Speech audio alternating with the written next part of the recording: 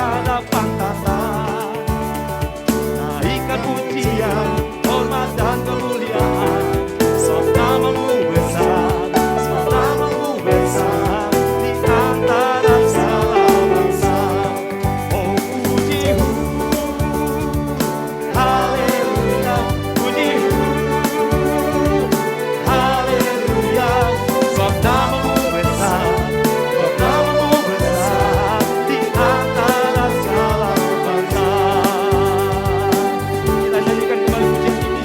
Dari segala suku, kaum dan bangsa datang berkumpul di hadapan tata. Naikkan pujian, hormat dan kemuliaan, sebab namamu besar, sebab namamu besar di antara segala bangsa. Amin. Dari segala suku, kaum dan bangsa datang berkumpul di hadapan tata. Naikkan pujian, hormat dan kemuliaan, sebab namamu besar, sebab namamu besar di antara segala bangsa. Oh puji-Mu, haleluya, puji-Mu,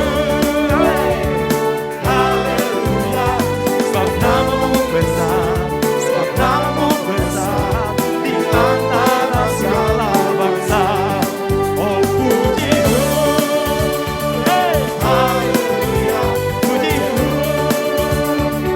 haleluya, sebab namamu besar, sebab namamu besar di antara segala bangsa.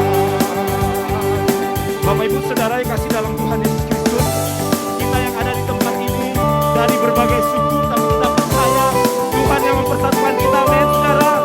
Tuhan yang memberikan kemenangan buat kita, men. Sama-sama kita serukan kembali, haleluya, haleluya. Hey, terima kasih Tuhan, haleluya, puji Tuhan. Dari segala suku, kaum dan bangsa datang berkumpul di hadapan tata. Naikkan pujian, hormat dan kemuliaan, sebab namamu besar, sebab namamu besar di antara segala bangsa. Dari segala suku, sama-sama yuk kita bangkit berdiri, kita bersuka cita di hadapan Tuhan. Naikkan pujian, hormat dan kemuliaan, sebab namamu besar, sebab namamu besar di antara segala bangsa. Oh puji-Mu, haleluya, puji-Mu, amin, haleluya, sebab namamu besar, sebab namamu besar di antara segala bangsa. Hey, oh puji-Mu, amin, haleluya, puji-Mu,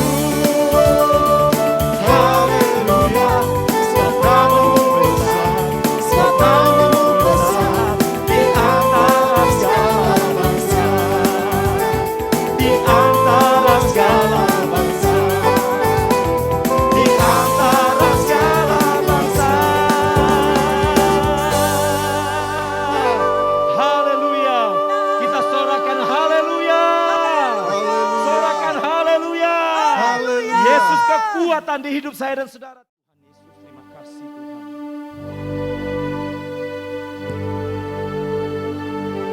Saat ini Tuhan, kami membawa hati kami Tuhan.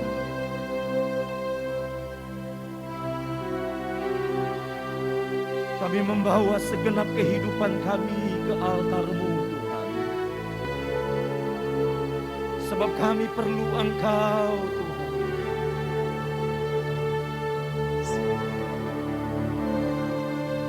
Haleluya.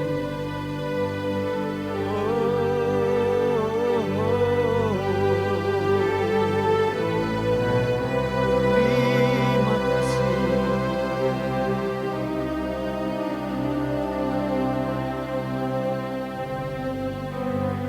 Engkau baik.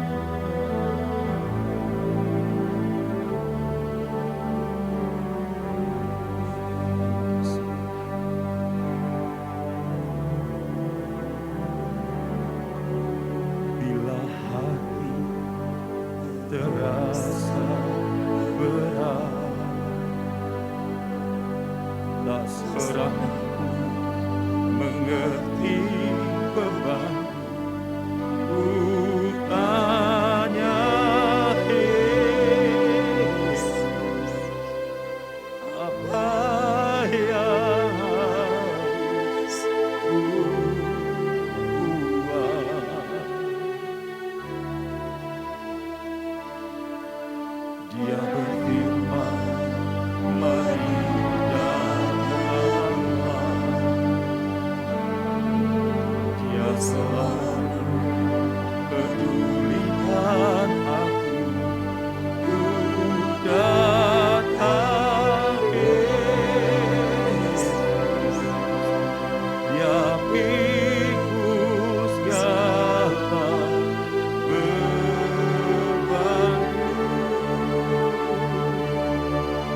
Sujud di tangannya. Ku bawa hidupku, ku timbang anugerahnya. Dia ampuniku dan bebaskanku.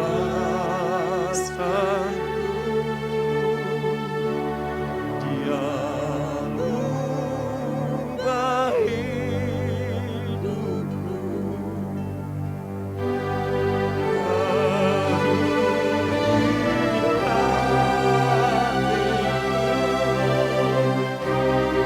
Sesuatu terjadi saat datang di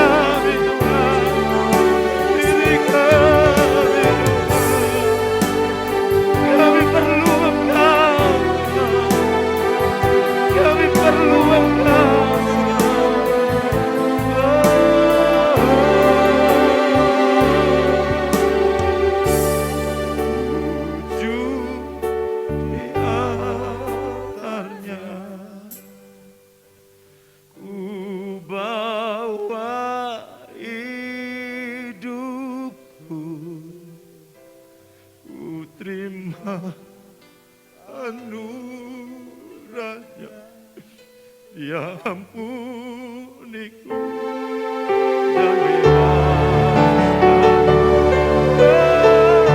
Dia ubah hidupku, haleluya, baharui hatiku. Sesuatu terjadi saat datang di altarnya, sujud di altarnya, oh sujud di altarnya. Kami bawa hidup kami terima anugerah-Mu Tuhan. Ya Tuhan, bebaskan kami.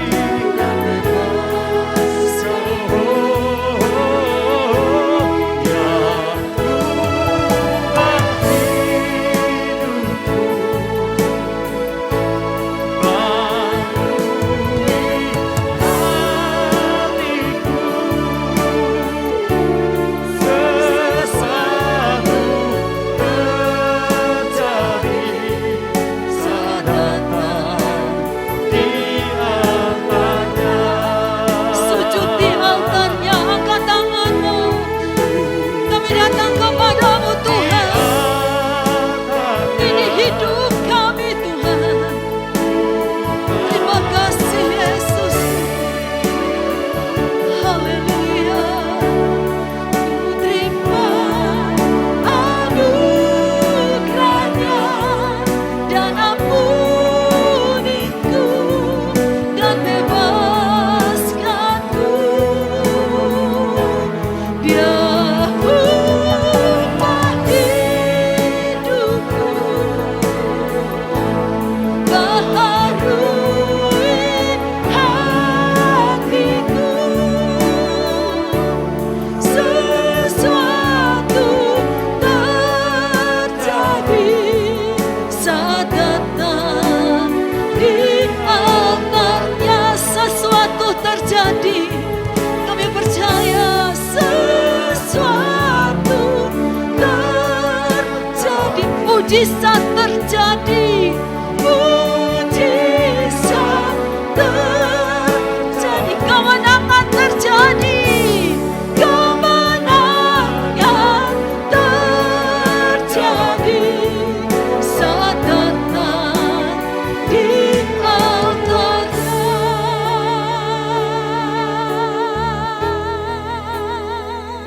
Ini iman kami di hadapan-Mu Tuhan.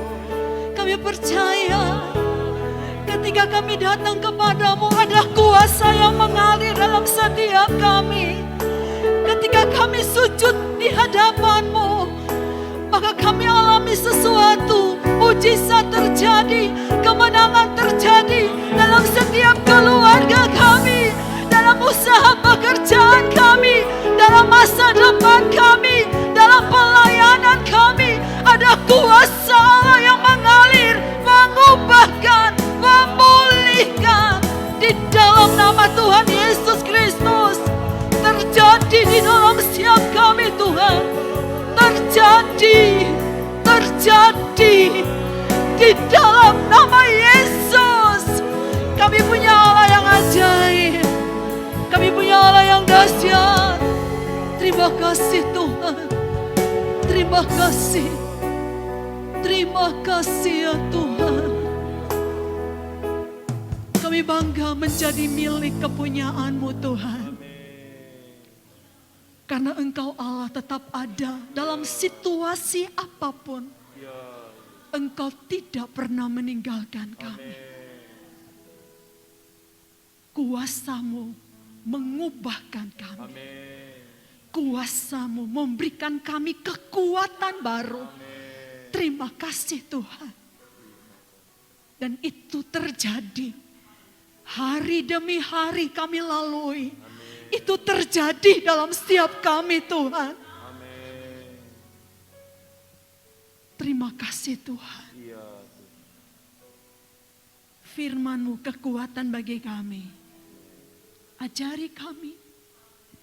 Berikan kami hati seorang murid. Untuk mau menerima setiap apa yang Tuhan ajarkan kepada kami saat ini Tuhan. Layakkan hamba-Mu untuk menyampaikan isi hati-Mu kepada setiap kami saat ini Tuhan. Di dalam nama Tuhan Yesus Kristus kami sambut firman-Mu. Semua yang siap dengarkan firman Tuhan katakan, amin. Puji Tuhan.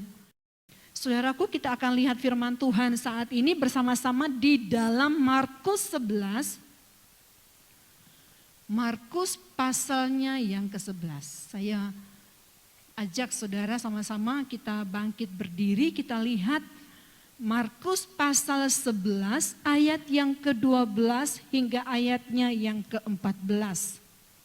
Kita baca ayat ini bersama-sama tentang Yesus mengutuk pohon ara. 2-3. Esokan harinya, sesudah Yesus dan ke-12 muridnya meninggalkan Betania, Yesus merasa lapar. Dan dari jauh ia melihat pohon ara yang sudah berdaun. Ia mendekatinya untuk melihat kalau ia mendapat apa-apa pada pohon itu. Tetapi waktu ia tiba di situ, ia tidak mendapat apa-apa selain daun-daun saja. Sebab memang bukan musim buah ara. Maka katanya kepada pohon itu, jangan lagi seorang pun makan buahmu selama-lamanya. Dan murid-muridnya pun mendengarnya. Amin. Saudara, kalau kita melihat ya pohon ara ini di Israel ada 2 jenis pohon ara. Ya, ada 2 jenis pohon ara. Pohon ara ada yang namanya Ficus carica. Ya, Ficus carica ini pohon ara yang memiliki buah yang lebat. Ya, buah yang banyak. Ada juga namanya Ficus sycomorus. Nah, buah atau pohon ara ini yang dinaikin Sakeus waktu Sakeus mau melihat Yesus. Ya. Nah, tetapi pohon ara yang Yesus dikatakan Yesus mengutuk pohon ara. Pohon ara ini adalah pohon ara Ficus carica. Nah, pohon ara ini, saudaraku yang dikasih oleh Tuhan, dia adalah jenis pohon ara yang memiliki buah yang banyak. Tapi kalau kita baca, ya kita baca pada ayatnya yang ke-13, ya ke-13 bagian terakhir. Tetapi waktu ia tiba di situ, ia tidak mendapat apa-apa selain daun-daun saja. Sebab memang bukan musim buah ara. Nah loh, bukan musim buah ara, tapi Yesus mencari buah ara. Enggak ada, Yesus kutuki buah ara itu. Kan wajar kan sebenarnya, logika kita wajar dong. Kan belum musim buah ara. Kayak saya doyan duren misalnya, saya datang ke pohon duren dan saya mencari buah duren yang belum musim duren. Daun-daun yang kering yang berjatuhan saudara. Ya. Memang belum musimnya. Terus apa yang salah dari pohon ara ini? Kok sampai Yesus mengutuki pohon ara ini? Saudara yang dikasih oleh Tuhan, ternyata pohon ara Ficus carica ini, dia adalah sebuah pohon ara yang memiliki buah ketika daun yang sudah tumbuh lebat, itu dia punya buah yang namanya buah awal, walaupun belum musimnya. Jadi dia punya buah awal di situ. Walaupun kualitasnya itu tidak sebagus buah yang pada musimnya, tetapi dia tetap ada buah. Pertanyaan lagi buat kita. Kok Yesus kok sampai begitu melakukannya? Apa benar-benar Yesus lapar? Ya, sampai Yesus, aduh, aku lapar. Kok nggak ada buah ara? Apa sampai seperti itu? Saudara yang dikasihi oleh Tuhan, kalau kita melihat, ya, kita melihat di sini, Yesus mencari buah. Yesus mau mengajarkan kepada murid-muridnya. Sehingga pada ayatnya yang ke-14 bagian terakhir dikatakan, dan murid-muridnya pun mendengarnya ketika Yesus mengutuki pohon ara itu. Saudara, bukan tentang musim dan tidak musim di situ. Tetapi Yesus mencari buah. Yesus mau mengajarkan sebenarnya bahwa Yesus selalu mencari buah, dan bagi Yesus buah itu sangat penting. Ya, buah itu sangat penting. Kalau kita lihat dari bacaan kita tadi, saudaraku, pada ayat yang ke-12, Yesus merasa lapar, dikatakan ya. Yesus merasa lapar. Dan dari jauh ia melihat pohon ara yang sudah berdaun.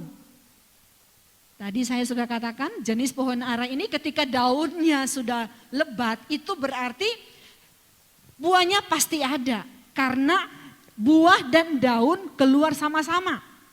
Bahkan terkadang buah duluan baru daun. Ini jenis pohon ara ini. Tetapi ternyata Yesus tidak menemukan apa-apa. Bahkan Yesus hanya melihat daun-daun saja. Saya mau mengajak saudara melihat tentang hidup menurut standar Allah saat ini. Saya berikan tema firman Tuhan tentang hidup menurut standar Allah. Bagi Allah bukan hanya sebatas keindahan sebuah pohon. Wah, rimbun ya, enak, hijau. Kalau kita kadang-kala yang penting mata kita melihat hijau-hijau segar, puas. Tapi ternyata tidak dengan Yesus.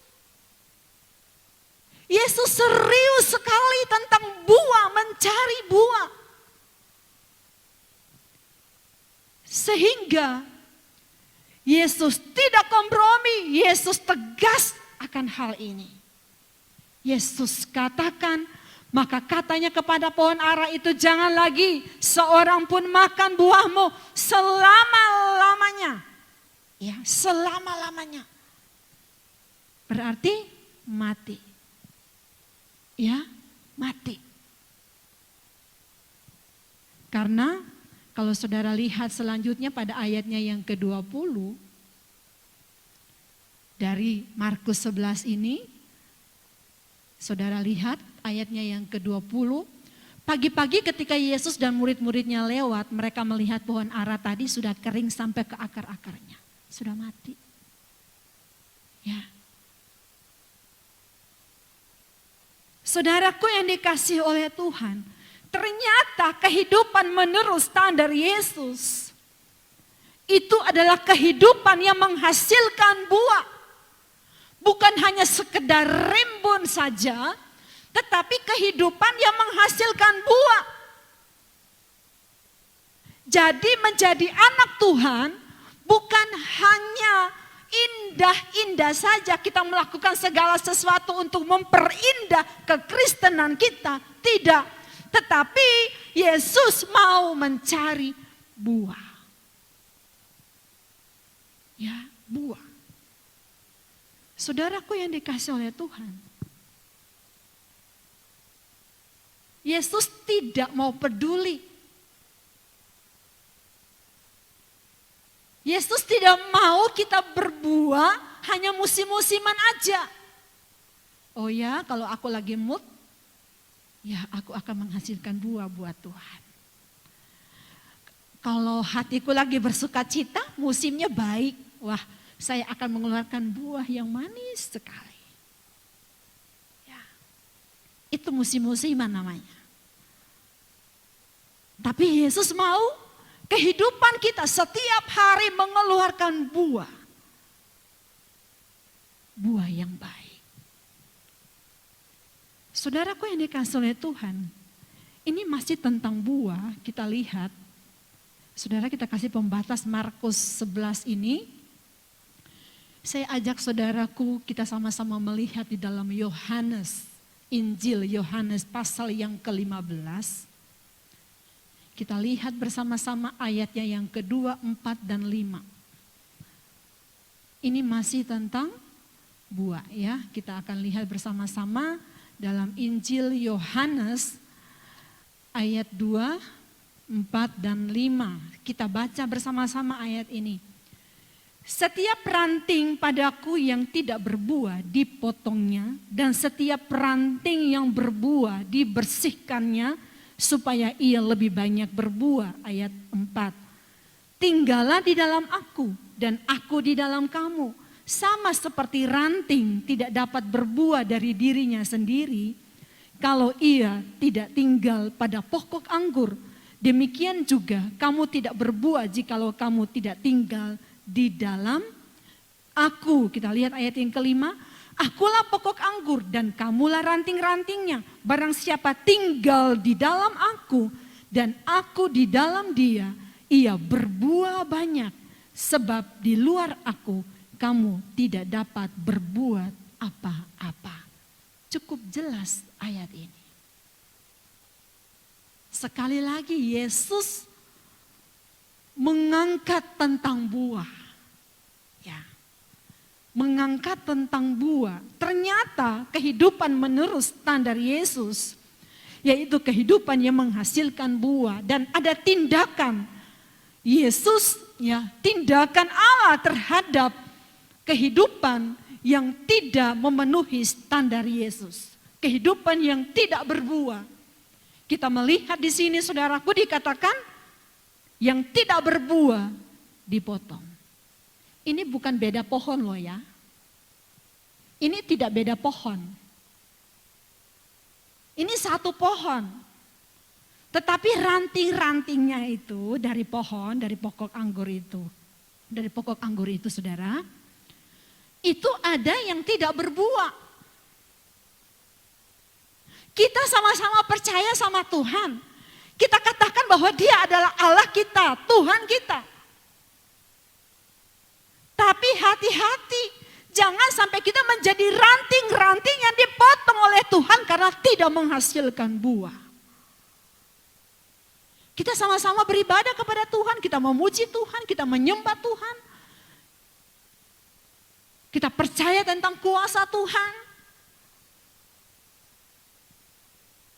Tetapi hati-hati, jangan sampai kita katakan bahwa kita berasal sama satu pohon, tapi kita memiliki ranting-ranting yang tidak berbuah.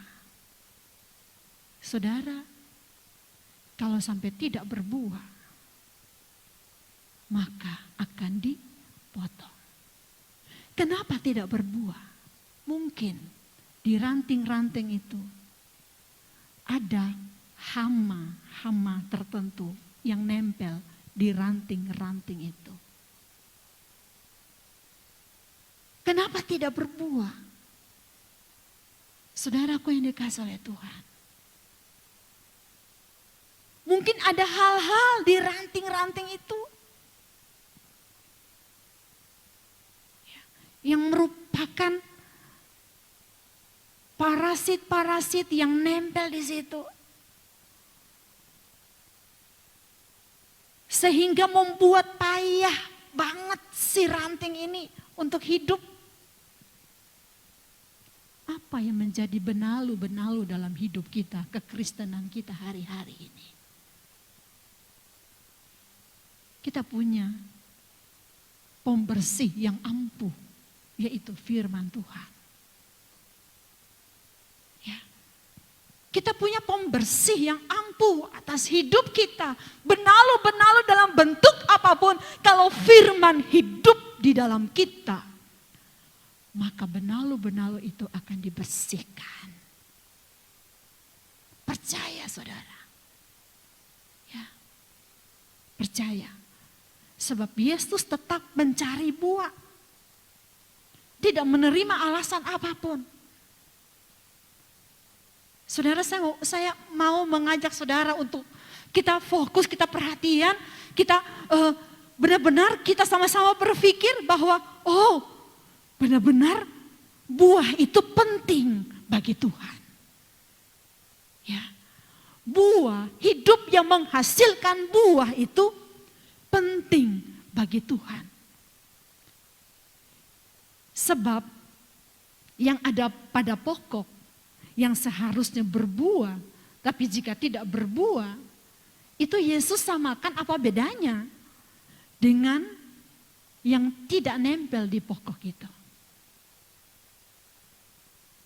Ya. Jadi kehidupan yang tidak berbuah atau ranting ini yang tidak menghasilkan buah, bagi Yesus apa bedanya? Dia sama aja dengan ranting yang tidak nempel di pokok itu, yang tidak nempel di dalam Yesus, yang tidak tinggal di dalam Yesus. Ternyata Yesus samakan, ya, samakan dengan yang nempel tapi tidak berbuah. Karena apa? Disuruh dipotong. Coba saudara lihat dalam Lukas 13 ayat yang ke-6. Lukas 13 ayat yang ke-6. Saudara bisa sama-sama melihat, kita lihat. Lalu Yesus mengatakan perumpamaan ini. Seorang mempunyai pohon ara yang tumbuh di kebun anggurnya. Dan ia datang untuk mencari buah pada pohon itu, tetapi ia tidak menemukannya. Ayat yang ke-7. Lalu ia berkata kepada pengurus kebun anggur itu, sudah 3 tahun aku datang mencari buah pada pohon ara ini dan aku tidak menemukannya. Tebanglah pohon ini. Untuk apa ia hidup di tanah ini dengan percuma? Saudara lihat ini. Ya. Buah itu tetap utama, buah itu tetap dicari. Bukan hanya rimbunnya daun-daun. Rimbunnya daun-daun keagamaan. Bukan. Tetapi buah yang menghasilkan. Saudaraku yang dikasihi oleh Tuhan. Kalau Matius 3 ayat 8 dikatakan, jadi hasilkanlah buah sesuai dengan pertobatan. Jadi hasilkanlah buah yang sesuai dengan pertobatan. Saudara, standar hidup menurut standar Allah, kita lihat di sini bahwa kehidupan kita, yaitu kehidupan yang menghasilkan buah pertobatan. Sesuai dengan pertobatan. Saya percaya setiap kita sudah tahu tentang pertobatan.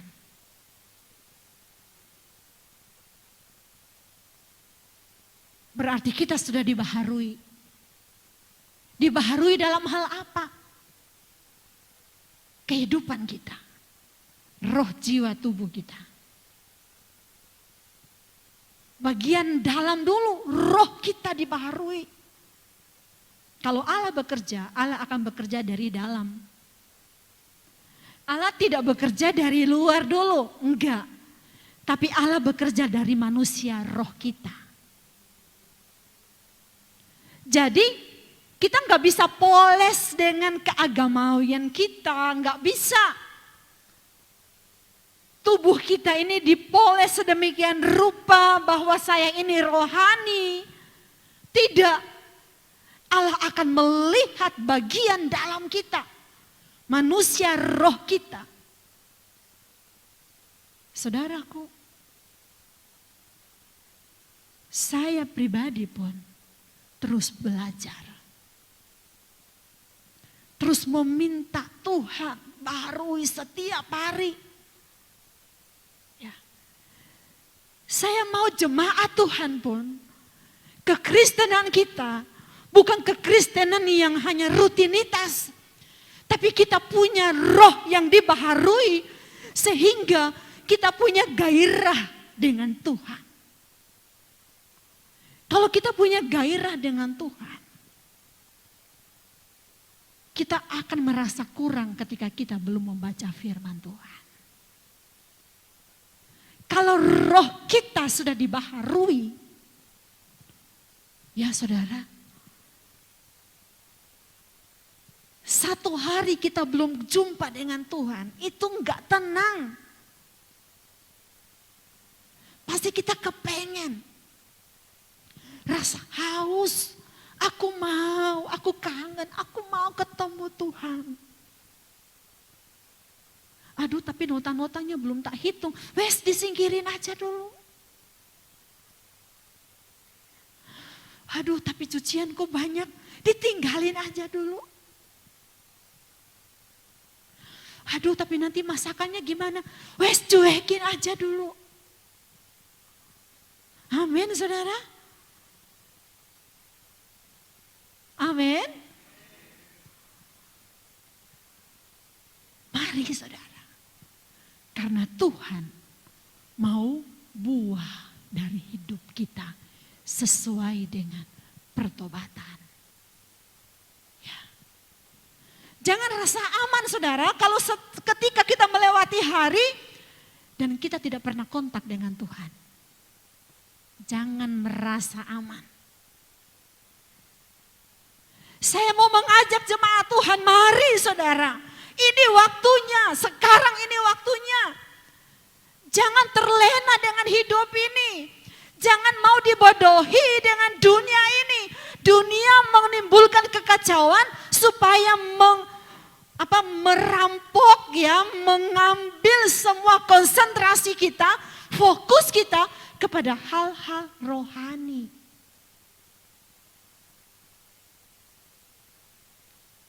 Dunia berusaha merampas waktu kita dengan caranya apa? Recokin tentang kehidupan dia dengan biaya-biaya, dengan kebutuhan hidup dia. Recokin, ayo, kamu butuh ini toh, kamu butuh ini kan, ini dan ini. Sampai mumet pikiran kita. Dan kita tidak ada waktu lagi dan tidak ada gairah lagi untuk baca firman. Tidak ada gairah lagi untuk berdoa. Mulai saat ini, jangan pernah merasa aman melewati hari tanpa kontak dengan Tuhan. Ya, jangan mau dibodohin oleh Firaun seperti Mesir. Memperbanyak pekerjaan supaya mereka tidak dapat beribadah kepada Tuhan. Perbanyak pekerjaan mereka. Ya, perbanyak. Supaya mereka tidak ada waktu untuk beribadah. Saudara yang dikasih oleh Tuhan, mari ya, dia cari buah. Oleh sebab itu, biarlah kehidupan kita, kehidupan yang menghasilkan buah. Kalau kita baca perumpamaan tadi, 3 tahun dikasih kesempatan loh. 3 tahun. Saudara tahu, ketika Yesus melewati pohon ara itu dan Yesus mengutuki pohon ara itu, dia lewati dia sebagai raja. Saya pernah bagikan kepada saudara tentang pribadi Yesus. Dia hadir kepada kita sebagai sahabat. Dia datang kepada kita sebagai seorang bapak. Dia datang kepada kita ya sebagai seorang guru. Saudara, tapi ada saatnya dia datang kepada kita sebagai seorang raja. Dan seorang raja ketika melihat ada satu kesalahan, langsung meterai. Dan tidak ada kesempatan lagi. Kalau masih seorang sahabat, kita curhat, ini loh begini-begini, oh ya. Saya pernah kasih contoh tentang Yudas bukan? Yudas lupa waktu itu. Dia berjalan dengan Yesus selama 3,5 tahun. Ya, dia lupa. Dia pikir, oh Yesus selalu mengerti tentang kelemahannya dia dalam hal keuangan. Tapi suatu saat Yesus datang kepada dia sebagai seorang raja. Tidak ada ampun. Sebagai seorang raja. Oleh sebab itu, saudaraku yang dikasih oleh Tuhan, mari perhatikan hidup kita, apakah hidup kita sudah menghasilkan buah atau tidak. Ya. Jangan sampai kita berkata, oh ini kan belum musim. Tuhan mau mengajarkan kepada saya dan saudara tentang pohon ara tadi. Bahwa hidup kita selalu menghasilkan buah, tidak tergantung dengan musim. Seperti jaminan Allah dalam hidup saya dan saudara. Amin. Saudara bisa lihat. Mungkin saudara berkata bahwa, tapi kok tidak seperti dulu. Dulu itu wah, tinggi banget. Ya, cuannya banyak. Tapi saudara tahu, hari ini saudara masih bisa makan. Bukan berarti kita hanya punya pikiran, hanya sebatas makan aja sudah puas. Bukan, karena Allah menyediakan, Allah mau kita melakukan hal-hal yang lebih lagi. Tetapi saya mau katakan bahwa sebenarnya dalam situasi sulit apapun, Allah peduli dan Allah jamin hidup kita. Amin. Oleh sebab itu, jangan mau dibodohi oleh kekacauan-kekacauan dunia ini, saudara, yang mau mengacaukan, yang mau memudarkan fokus kita kepada hal-hal rohani. Hasilkan buah, ya, hasilkan buah. Saudaraku yang dikasih oleh Tuhan, kalau kita lihat di dalam Yeremia 8 ayat 13.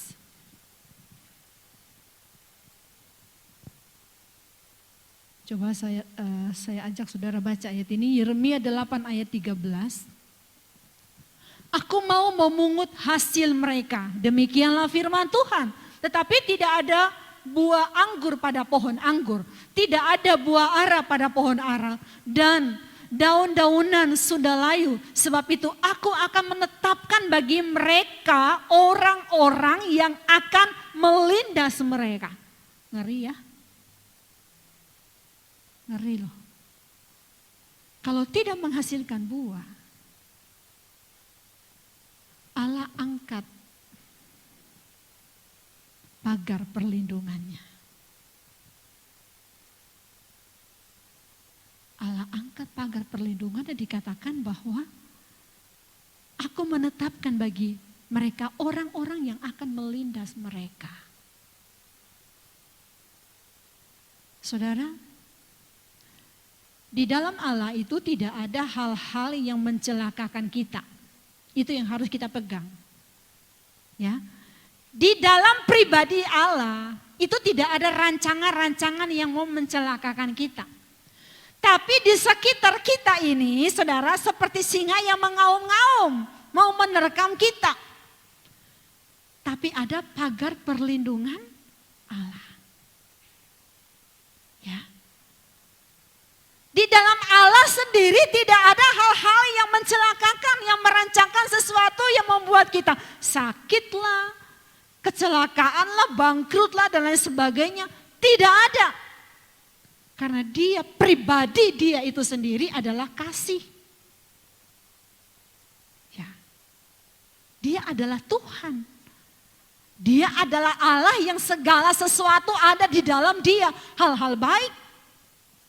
Tetapi kalau kita tidak menghasilkan buah sesuai pertobatan, dikatakan bahwa aku akan menetapkan bagi mereka orang-orang yang akan melindas mereka. Allah bisa angkat pagar perlindungan. Ini yang harus kita waspadai, saudaraku. Ya, kita harus waspadai. kehidupan yang menampakkan pertobatan. Itu akan nampak dalam keseharian kita. Siapa kita ini? Siapa kita? Apakah hidup kita selalu ada hal-hal yang dikeluarkan, buah-buah perkataan kita? Tadi kan saya bilang selesai pertobatan, berarti roh, jiwa, tubuh kita dibaharui. Ya, bagian manusia dalam kita, roh kita dibaharui.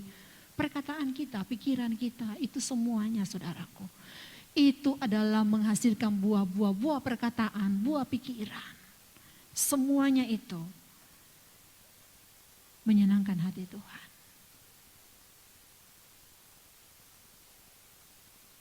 Kembali tadi saudaraku di dalam Markus 11, saudara, dikatakan bahwa Yesus lapar. Apakah Yesus memang kelaparan dan Yesus hanya butuh itu buah pohon ara itu? Sehingga Yesus marah banget karena dia lapar? Saudara, kalau saudara lihat di dalam Yohanes, makanan yang Yesus maksudkan dalam tentang makanan. Coba saudara lihat Yohanes 4 ayatnya yang ke-34. Iya. Ayat 33 mulai. Maka murid-murid itu berkata seorang kepada yang lain, adakah orang yang telah membawa sesuatu kepadanya untuk dimakan?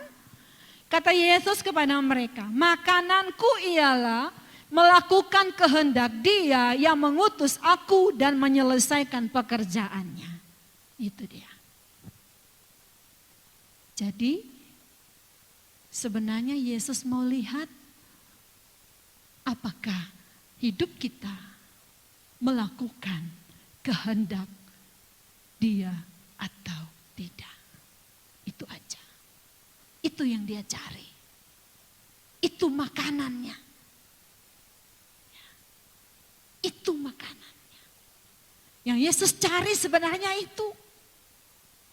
Yesus mau mengajarkan kepada murid-muridnya. Saudaraku yang dikasihi oleh Tuhan. Melakukan kehendak Bapa. Melakukan kehendak Dia. Amin. Agar kita tidak menjadi ranting-ranting yang dipotong. Atau dikerat, dibuang dan dibakar. Dan saudaraku, tindakan berikutnya sudah berbuah, apa yang dilakukan? Dibersihkan. Ya, jadi ternyata Tuhan mau ketika kita sudah menghasilkan buah pertobatan, jangan puas sampai di situ, karena Tuhan mau supaya berbuah banyak, terjadi pelipat gandaan. Ya. Kalau kita lihat tadi saudara di Yohanes 15 tadi saudara ya, itu buah sudah berbuah. Oh, yang sudah berbuah itu dibersihkan. Tujuannya supaya lebih banyak lagi berbuah. Ya, jadi jangan puas sampai jangan kita puas sampai hanya di berbuah saja. Tetapi kehendak Yesus agar berbuah banyak, terjadi pelipat gandaan dalam hal apa? Yaitu buah pertobatan. Ya, setiap hari kita melakukan hal-hal yang menyenangkan hati Tuhan. Puji Tuhan. Sebab kalau kita hidup di dalam Dia, menghasilkan buah yang luar biasa, saudaraku, maka Tuhan disenangkan. Maka kita akan masuk, kita sesuai hidup kita dengan standar Allah. Ya, kehidupan yang berbuah. Amin. Haleluya. Yesus pegang erat tanganku, ku tak dapat hidup di luar kasih-Mu, Bapa, jangan tinggalkan aku. Terima kasih, Engkau alasan kami hidup. kasih Tuhan. Haleluya.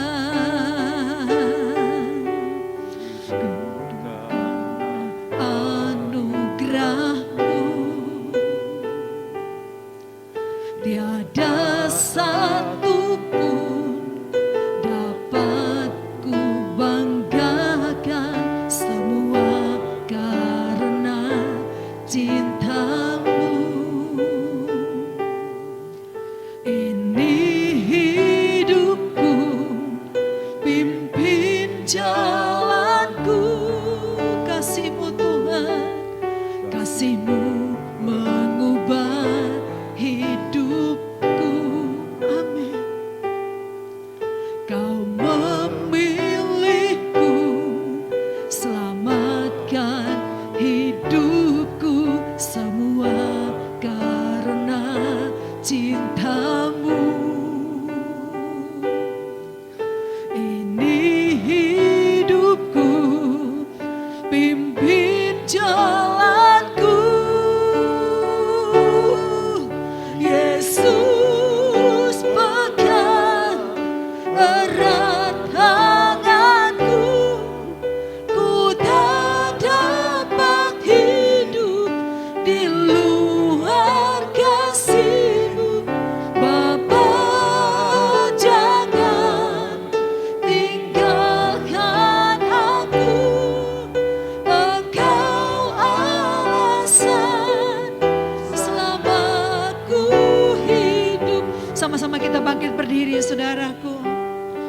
Terima kasih Tuhan. Ku hidup karena anugerah-Mu. Tiada satu pun dapat ku banggakan, semua karena cinta-Mu. Ini hidupku,